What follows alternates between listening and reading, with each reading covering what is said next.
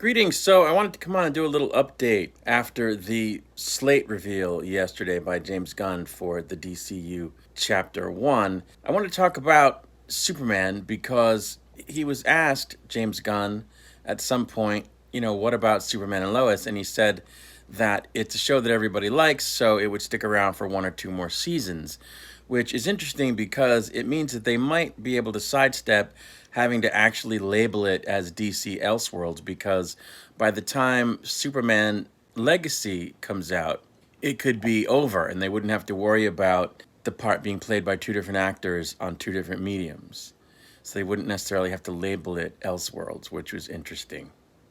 I also want to mention Wonder Woman because I had said in my video yesterday that it wasn't really clear what was going to happen with Wonder Woman, even though they had mentioned that James Gunn had mentioned the Paradise Lost series. And in doing some further reading in Deadline, it would seem that the series will take place before Diana is born, before the birth of Wonder Woman. So it would just be a series about the people who live on Paradise Island. I don't understand why anybody would watch that. Clearly none of her comic villains or the DC villains would be involved because they wouldn't be on Paradise Island. It would just be a story about characters we don't know anything about in the DC universe. It would be like Gotham without the Batman villains. I don't think that show would have been watchable.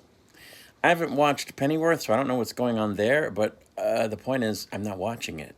So, what? It doesn't interest me. So why would I be interested in a series about Paradise Island? I guess if you're interested in the subject of Amazons, I can't see myself bothering to watch that. And and it's like the Penguin show. Apparently that's moving forward, but I'm not terribly interested in watching that because Batman's not going to be in it, and what? It's going to be the DC Universe version of The Sopranos. Shoot me now, but I didn't watch The Sopranos either. So I don't understand why they're moving forward that. I never did. But anyway, Wonder Woman's not going to be in the Paradise Island show, and there's no mention of a Wonder Woman film for Chapter 1. So that's disappointing. But speaking of Batman, Batman 2 now has a release date. It's going to be October of 2025. So that's good. It will creatively be titled The Batman 2.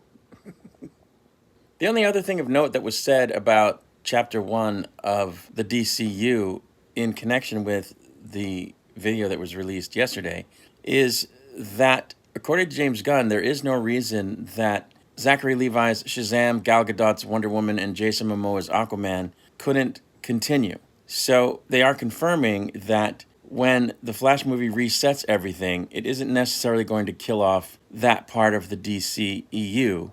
It would just incorporate it into the new DCU with the new Superman and the new Batman, which I think is going to be confusing, but also good because I don't want those characters to go away. Of course, his having said that doesn't mean that those characters will in fact continue.